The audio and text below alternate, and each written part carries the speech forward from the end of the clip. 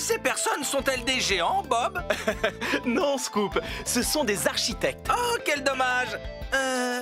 C'est quoi un architecte? Un architecte est une personne qui dessine les bâtiments avant leur construction. Elle en fait des maquettes ou des plans. De cette manière, quand des constructeurs comme nous arrivent sur un chantier, ils savent quoi faire grâce à ces plans. Chouette! Je vais devenir architecte et dessiner mon propre garage. Il y aura un toit ouvrant, une salle de jeu et il fera 10 étages. On a un gros problème, Bob!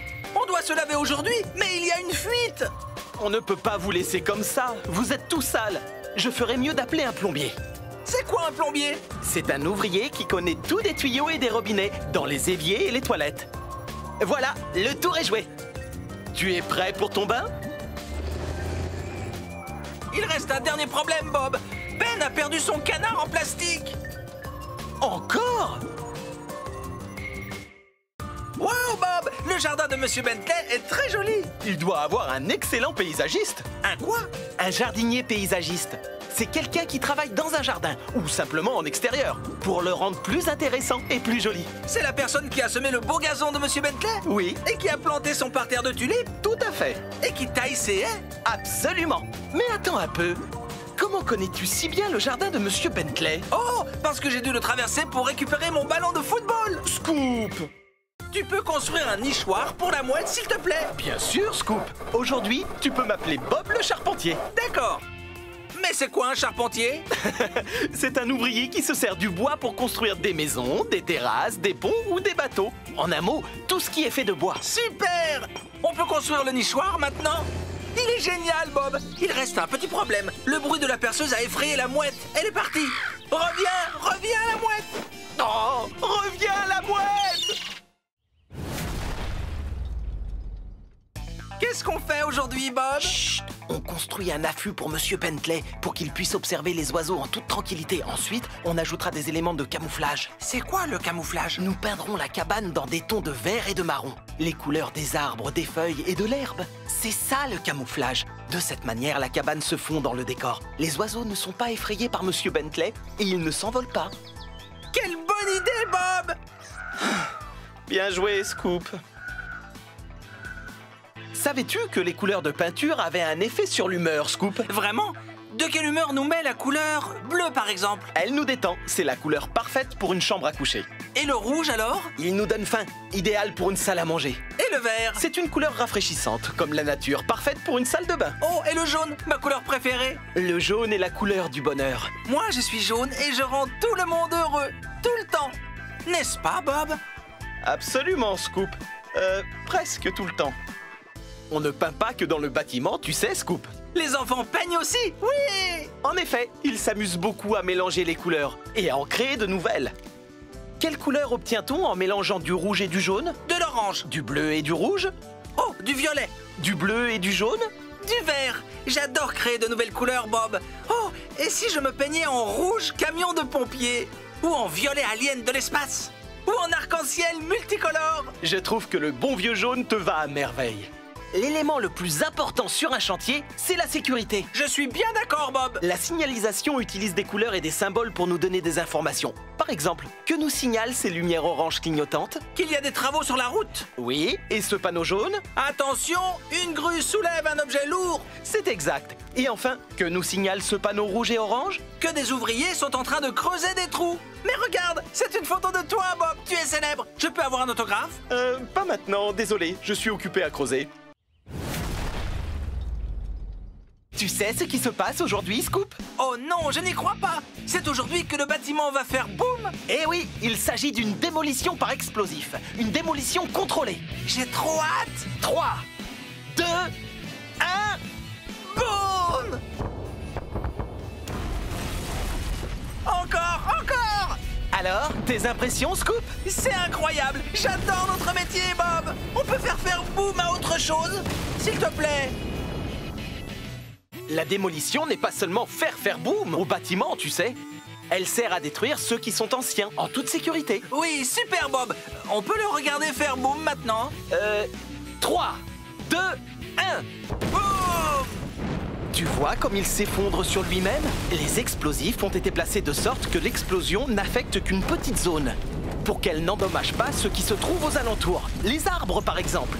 Désolé, Bob, je ne t'entends pas. Il y a trop de boum. On peut démolir de vieux bâtiments de différentes manières, Scoop. Par exemple... Avec une boule de démolition. Oui, une énorme boule très lourde, en acier ou en béton, est balancée en direction du bâtiment, dans le but de le Fracasser. Exactement. La boule de démolition est accrochée à une grue, comme Coxigru.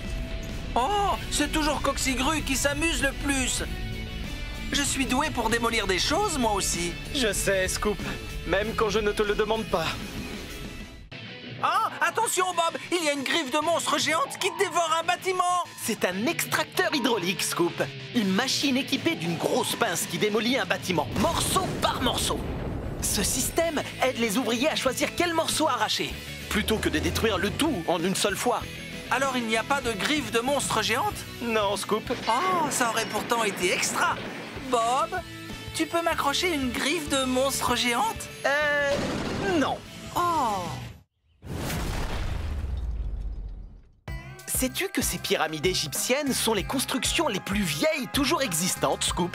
Elles sont plus vieilles que toi, Bob? Oh, beaucoup plus vieilles. Il a fallu de nombreux ouvriers ainsi que des années et des années de travail pour ériger ces lourdes pierres. Coxigru et moi, on peut construire une pyramide en quelques jours à peine. Les grues et les excavatrices n'avaient pas encore été inventées. C'était il y a très longtemps, 4000 ans pour être exact. Waouh! Je me demande si Monsieur Bentley était né. Oh, j'en doute fort, Scoop. Voilà une ville que j'adorerais visiter un jour. Rivièreville? Non, New York! La ville qui abrite l'Empire State Building. C'est l'un des tout premiers gratte-ciel au monde. Il est tellement grand, plus grand que Minigru. Oui, et depuis son toit, on peut voir à des kilomètres à la ronde. C'est grandiose. Je pourrais venir avec toi, Bob, s'il te plaît. Je ne crois pas que tu rentrerais dans l'ascenseur, Scoop. Tu pourras m'envoyer une carte postale au moins et me rapporter un t-shirt. Oh, tu ne rentreras pas dedans non plus.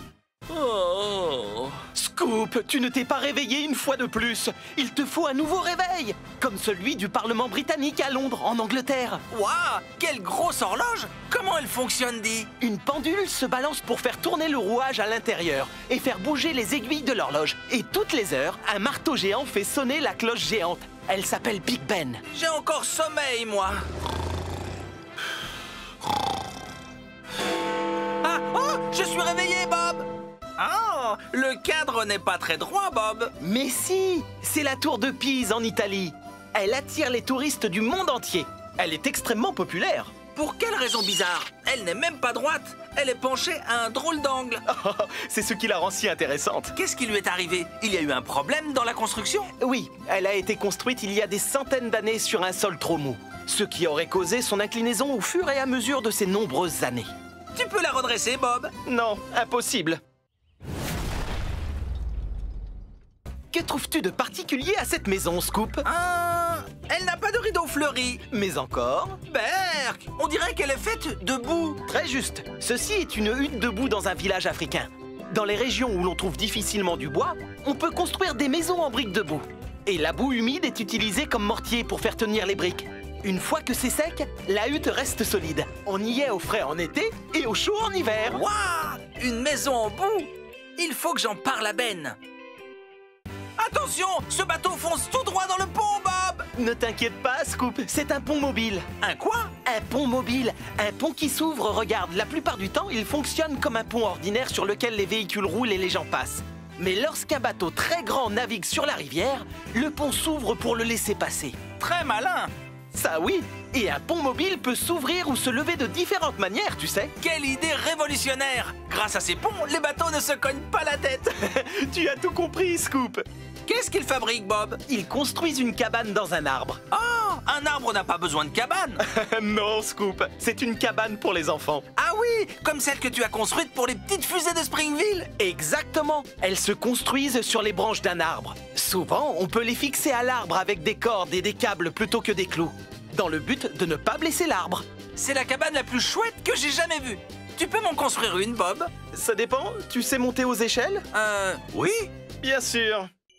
Ces personnes font un bonhomme de neige, Bob? Ils construisent un igloo. Igloo? Quel drôle de nom pour un bonhomme de neige. Ce n'est pas un bonhomme de neige, Scoop. C'est une maison faite de neige. Comment on l'a construit? On découpe de grands blocs de neige et on leur donne la forme d'un dôme. À l'intérieur d'un igloo, c'est chaud et douillet. On peut y boire un chocolat chaud. Igloo, igloo, igloo. On peut construire un igloo maintenant, Bob. Non, Scoop. Pourquoi pas? Nous sommes au beau milieu de l'été. Ah, voilà pourquoi je n'ai pas vu beaucoup d'igloos. Prépare-toi, Scoop. C'est l'heure de jouer à ton jeu préféré. Quel est ce bruit? Vas-y, envoie, Bob. Quelle machine fait ce bruit? Une tondeuse à gazon? Plus grande. Oh, un véhicule tracteur qui tire une remorque? Plus petite. C'est une machine qui possède une grosse cuve à l'arrière qui tourne et qui tourne. Ah, j'ai trouvé. C'est une bétonnière. Gagné! Ouf, c'était dur comme du béton. Accrochez-vous bien, tout le monde. Le moment est venu de jouer à Quel est ce bruit? Écoute bien attentivement, Scoop. Qu'est-ce qui fait ce bruit? Waouh, ça fait mal aux oreilles. Pardon? J'ai dit ça fait mal aux oreilles. Oui, c'est vrai. Alors, verdict? Ce ne serait pas une roulette de dentiste? Non. Les dents de Léo qui claquent quand il fait froid? Non, je te donne un indice. On s'en sert pour casser du béton. Un marteau-piqueur. Bonne réponse. Quoi? Bonne réponse. Désolé, je ne t'entends pas. Le marteau-piqueur fait trop de bruit. Bob, je m'ennuie. Ça te dit de faire une petite partie de Quel est ce bruit? Oh, que oui, envoie Bob. Alors, Scoop, quel outil fait ce bruit? Un avion à réaction? Non. Un rayon laser d'extraterrestre? Non. Ces rouleaux qui ronflent? Non.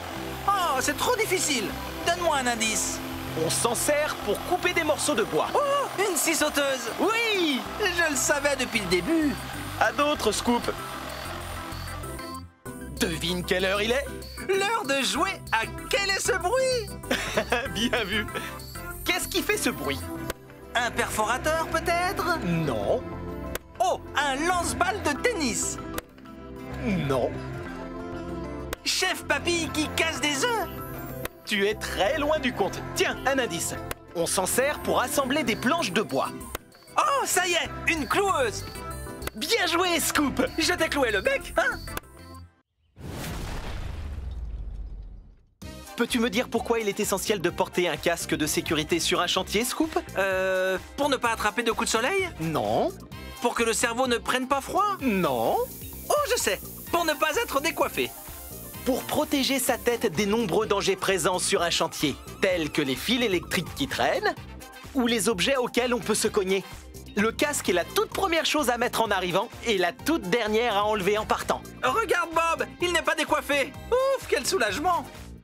Il est également primordial de se protéger les yeux et le visage sur un chantier. Regarde, cet ouvrier met ses lunettes spéciales.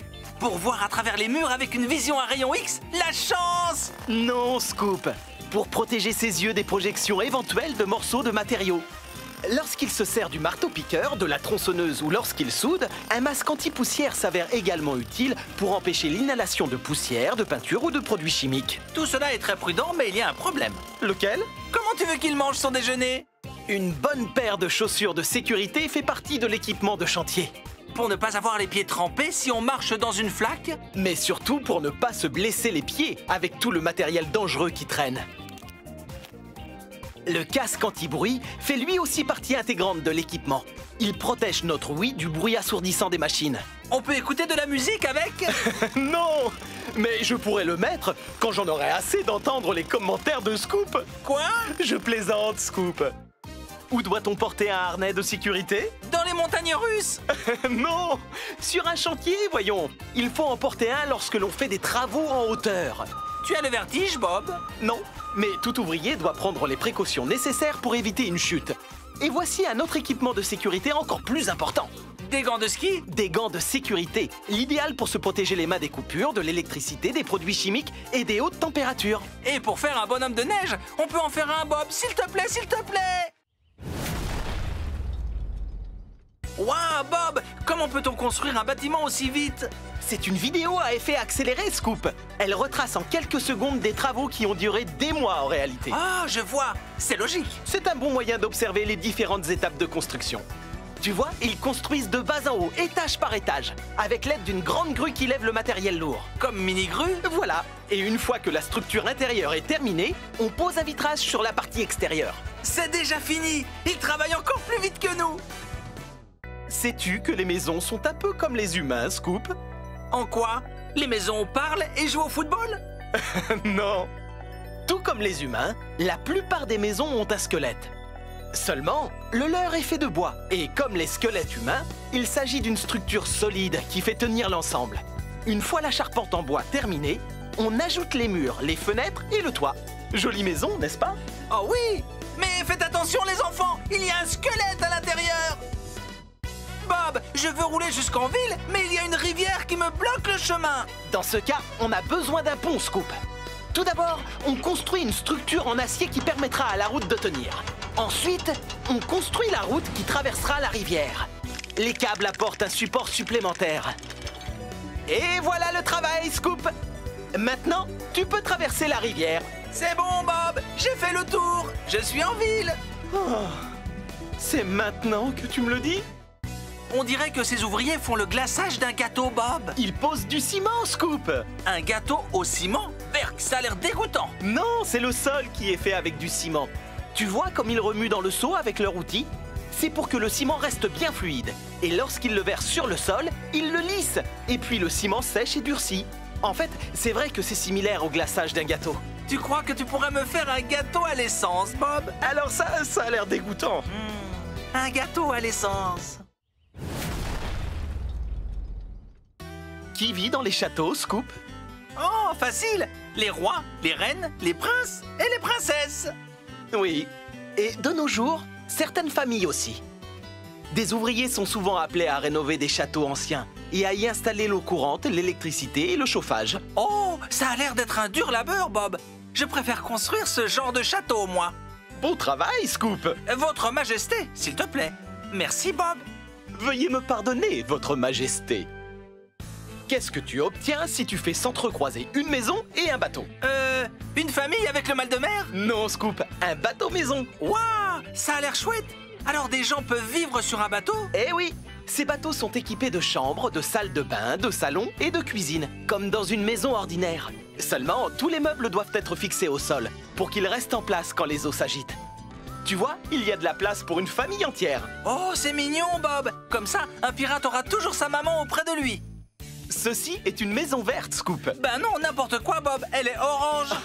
Je veux dire par là que c'est une maison écologique. Une maison qui ne nuit pas à l'environnement. Elle puise son énergie dans la nature. Certaines d'entre elles captent leur énergie du soleil grâce à des panneaux solaires ou du vent grâce à des éoliennes. Ces dispositifs génèrent de l'électricité. On peut aussi planter des arbres tout autour de la maison pour créer de l'ombre et la garder au frais en été. Cette maison est la maison verte par excellence. Waouh, incroyable, Bob. Mais tu devrais aller chez l'ophtalmologue. Elle n'est pas verte du tout.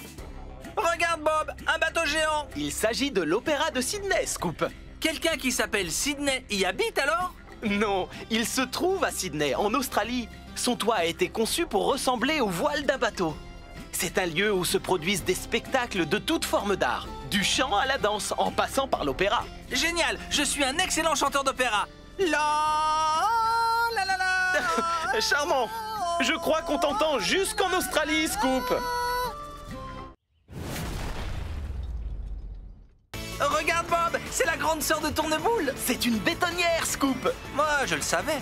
Waouh, regarde sa cuve qui tourne. C'est grâce à elle que le béton reste fluide et ne durcit pas. Il est malaxé avant d'être versé à l'endroit que l'on veut bétonner. Et elle tourne, elle tourne, elle tourne. Personne ne sait quand elle s'arrête. Oh, j'ai la tête qui tourne maintenant. Le béton est par la suite versé sur la surface voulue, après quoi nous pouvons... rouler sur le ciment frais et écrire notre nom dessus. Non, Scoop, lisser le béton. Ah oui, on peut faire ça aussi. Quand avons-nous besoin d'un chariot élévateur, Scoop? Quand nous allons faire nos courses au supermarché. Pas un chariot élévateur. Une machine qui permet de soulever des objets lourds sur des trajets de courte distance. Il est équipé de fourches, de bras en forme de L qui lèvent le matériel. Elle le lève et... elle le redescende. Sans notre chariot élévateur, nous aurions beaucoup de mal à déplacer des charges lourdes au garage. Et tu ne pourrais pas faire tes courses, Bob. Quelle est la chose la plus importante chez un véhicule tracteur comme Dutton? Le klaxon. Ce sont des véhicules très costauds, tu sais. Ils peuvent traîner différentes sortes de remorques qui transportent des charges lourdes sur des trajets longue distance. Waouh! On part en vacances. Ils transportent de tout, du matériel de construction aux marchandises en passant par des maisons ou même d'autres machines. Ce sont les plus gros véhicules que l'on peut trouver sur l'autoroute. Ce qui signifie que leur klaxon doit sonner très fort. Je n'ai pas un klaxon aussi puissant, moi. Tant mieux. Pour soulever du matériel jusqu'en haut d'un immeuble, il faut avoir un bras extrêmement long. Ah, dommage. Les tiens sont trop courts, Bob. Voilà pourquoi nous nous servons d'une grue à tour. Comme mini-grue, c'est une machine géante dotée d'un bras long qu'on appelle flèche. Et grâce à son crochet suspendu à un câble, une grue à tour peut lever de lourdes charges jusqu'en haut d'un immeuble. Comme un haltérophile. Elle contribue à la construction du bâtiment petit à petit. Mini-grue est tellement forte, Bob. Ses muscles sont plus gros que les tiens. Bien plus gros, oui. Pourquoi les girafes ont-elles le cou très long, Scoop? Oh, une devinette. Parce que leurs pieds sentent mauvais? Non, parce que dans la nature, elles mangent les feuilles des plus hautes branches des arbres. Alors, lorsque l'on construit un enclos de girafes aux os, il faut penser à installer des auges en hauteur. Pour qu'elles mangent leur petit déjeuner. Nous construisons aussi des plateformes en hauteur, où les visiteurs peuvent monter et voir la tête des girafes de plus près. Oui, et comme ça, ils sont loin de leurs pieds qui sentent mauvais. Qu'est-ce que tu vois là, Scoop? Un terrain de jeu. Et il y a un petit enfant tout poilu qui y joue. Ce n'est pas un terrain de jeu, c'est un enclos à singes. Il a été conçu pour ressembler à leur environnement naturel, car les singes vivent dans les arbres. Ces poteaux en bois, ces balançoires et ces cordes leur permettent de s'adonner à leur activité favorite, grimper aux arbres et se balancer. Waouh, ça a l'air drôlement amusant. Je peux les rejoindre? Je n'en sais rien, Scoop. Tu es jaune, il risquerait de te confondre avec une banane. Berk! Oh, une piscine. Tu vas t'entraîner au dos crawlé, Bob? Non, Scoop. Il s'agit du bassin des manchots aux eaux. Les manchots sont des oiseaux marins qui ne peuvent pas voler. Alors, à la place, ils nagent. Il est donc important qu'on leur construise un bassin grand et joli, où ils peuvent nager, plonger et attraper leur déjeuner. Elle est chouette, la piscine. Tu veux bien m'en construire une pour qu'on organise une soirée piscine? Bien sûr, Scoop. Quand les manchots auront des dents. Oh, vraiment? Merci, Bob. Un monstre des mers! Ce n'est pas un monstre des mers, Scoop. C'est un requin. Un requin? Oh, ça va alors. J'adore les requins. L'aquarium d'un requin doit ressembler à l'océan. Alors on y ajoute du sel pour donner une impression d'eau de mer. L'aquarium doit être très grand, car le requin a besoin de beaucoup d'espace pour nager, et pour que ses branchies captent l'oxygène dans l'eau. Qu'est-ce qu'ils aiment manger, les requins, à ton avis? Mes délicieux sandwichs à la sardine, j'imagine. Je n'en suis pas si sûr, Bob.